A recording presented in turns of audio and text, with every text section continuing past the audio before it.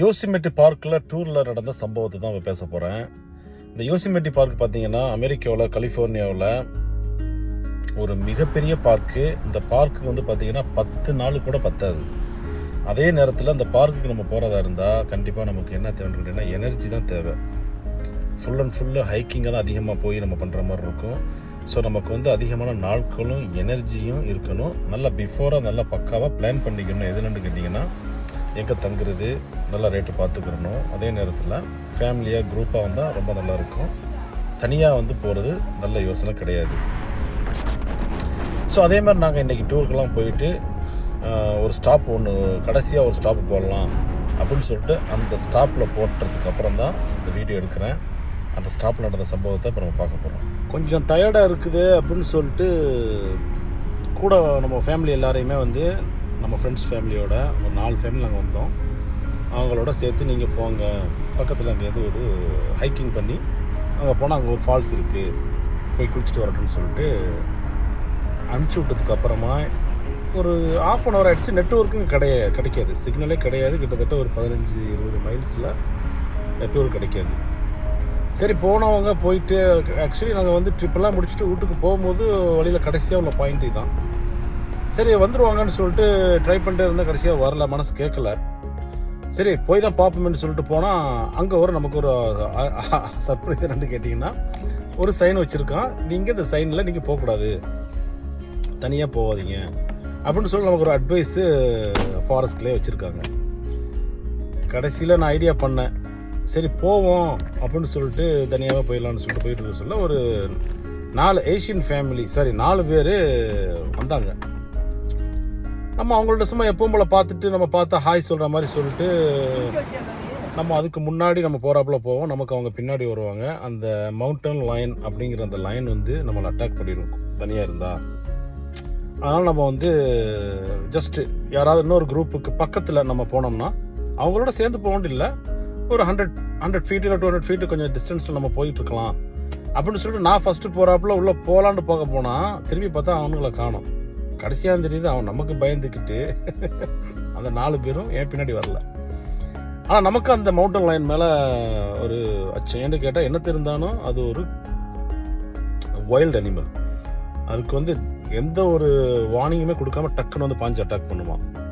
என்னடா இது அப்படின்னு சொல்லிட்டு சரி ஓகே, அந்த கையில் ஒரு ஸ்டிக் ஒன்று வச்சுருந்தேன். அதில் ஒரு ஷார்ப்பாக ஒரு இது இருந்துச்சு. அதை வச்சு தான் சமாளிக்க முடியுமா என்னன்னு தெரியல. சரி தான் போய் தான் பார்ப்போம், போராடி தான் பார்ப்போம் அப்படின்னு சொல்லிட்டு உள்ளே போகிறேன். வாங்க வீட்டுக்குள்ளே போகலாம்.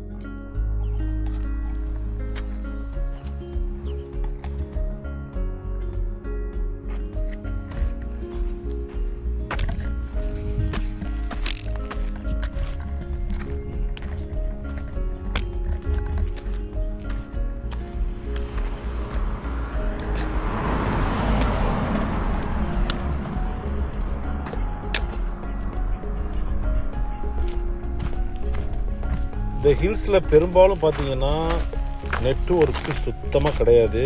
நீங்கள் யாரும் இந்த மாதிரி இதுக்கு வர்றதா இருந்தால் யோசிமெட்டி பார்க்குக்கு, இது வந்து நான் ஏற்கனவே சொன்னது மென்ஷன் பண்ணியிருக்கேன்னு நினைக்கிறேன், மெர்ஸ்ட் அப்படின்னு சொல்லிட்டு அடுத்த கவுண்டி.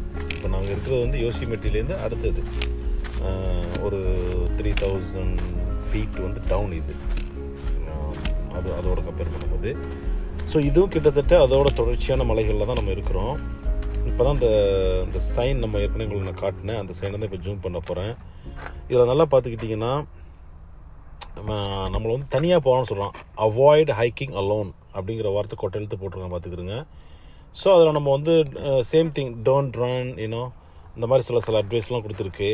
எனக்கு என்னென்னு கேட்டால் அந்த சைனை பார்த்ததுக்கு அப்புறம் தான் நான் வந்து திருப்பி போகிறதா வேணாதான்னு சொல்லிட்டு நான் இப்படி அந்த இடத்துலையே கொஞ்சம் நேரம் சுற்றிக்கிட்டு இருந்துட்டு கடைசியில் ஒரு வழியாக நான் ஏற்கனவே சொன்னது போல் போய் தான் பார்ப்போம், முயற்சி நம்ம வந்து ஃபேஸ் பண்ணிக்கலாம் எதாக இருந்தாலும் அப்படின்னு சொல்லிட்டு நான் வந்து கிளம்பிட்டேன்.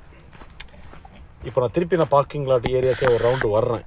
யாராவது வர்றாங்களா, யாராவது வந்தால் குரூப்பாக வந்தால் போகலான்னு சொல்லிட்டு தான். அப்போ தான் வந்து அந்த சைனீஸ் ஏஷியன் ஃபேமிலி வந்துட்டு டக்குன்னு என்னை பார்த்துட்டு சில பேர் இந்த நம்ம காட்டுக்குள்ளே வந்து என்னென்னு கேட்டிங்கன்னா ராபரி பண்ணிடுவாங்கன்னு சொல்லிட்டு நம்ம மேலே அவங்களுக்கு ஒரு பயம். திடீர்னு நான் வந்துட்டு பார்த்ததோட என்ன பார்த்து அவங்க பயந்தான்னு சொல்லி திடீர்னு காணா போயிட்டாங்க. எனிவேன்னு சொல்லிட்டு நான் வந்து என்ன செஞ்சுட்டேன், okay let's go myself அப்படின்னு சொல்லிட்டு கிளம்பி நான் உள்ள இன்னும் கொஞ்சம் அடுத்த கிளிப்பில் நீங்கள் பார்க்கலாம். கிட்டத்தட்ட இந்த வீடியோக்கு அந்த கிளிப்பில் காட்டுக்குள்ளே பார்த்தீங்கன்னா இப்போ இந்த ஸ்பாட்லேருந்து பார்த்தீங்கன்னா கிட்டத்தட்ட 40 நிமிஷம் நடக்கணும் அந்த இடத்துக்கு. 40 மினிட்ஸ் வீடியோ எடுக்க முடியலன்னு சொல்லிட்டு தான் நான் வந்து சின்னதாக போட்டிருக்கேன். ஆனால் வந்து ரொம்ப மோசமானது மழை காலத்துலனா வந்து நினச்சே பார்த்துருக்கூடாது இந்த பக்கம் போகிறதுக்கெல்லாம். சம்மருக்குள்ள இடம் தான் இது. இந்த மாதிரி ட்ரெயின்லாம் வந்து அநேகமாக க்ளோஸ் பண்ணி வச்சுருப்பாங்கன்னு நினைக்கிறேன். கண்டிப்பாக வந்து வின்டரில் அந்த இடமா போக முடியாது. வலிக்கு விட்டு உளுந்தது தான். ஏன்னா 911 கூட நமக்கு ஃபோனுக்கு தான் கால் பண்ண முடியும். அதனால் யாராவது இந்த பக்கம் போகிறீங்கன்னா வேண்டாத ரிஸ்க்கே எடுக்காதீங்க அப்படிங்கிற ஒரு அட்வைஸ் தான் அந்த வீட்டில் நம்ம முழு நோக்கம் கொடுக்குறோம். அப்படி உங்களுக்கு ஆசை இருந்துச்சுன்னா தயவுசெய்து குரூப்பாக 1 by 1 செயினாக நிதானமாக இதெல்லாம் போகணும். ஸ்பெஷலாக லேடிஸு கொஞ்சம் முடியாதவங்களாம் வந்தாங்கன்னா ஜென்ட்ஸ் வந்து கொஞ்சம் அட்வைஸ் பண்ணி கூட்டிகிட்டு போகணும். ஓகேவா? நான் இப்போ இந்த நடந்து போயிட்டு இருக்கும்போது எனக்கு இன்னும் கொஞ்சம் நேரத்தில் வீடியோ நான் வந்து முடிச்சுக்கிடுவேன். வீடியோ முடிச்சுக்கிறதுக்கும் அந்த பக்கம் பார்த்திங்கன்னா ஒரு 300 ஃபீட்டில் நான் வந்து ரீச் பண்ணிடுவேன். எங்கள் ஃபேமிலி எல்லாரையுமே நான் வந்து ரீச் பண்ணதுக்கப்புறமா நான் வீடியோ முடிச்சுக்கிடுவேன்.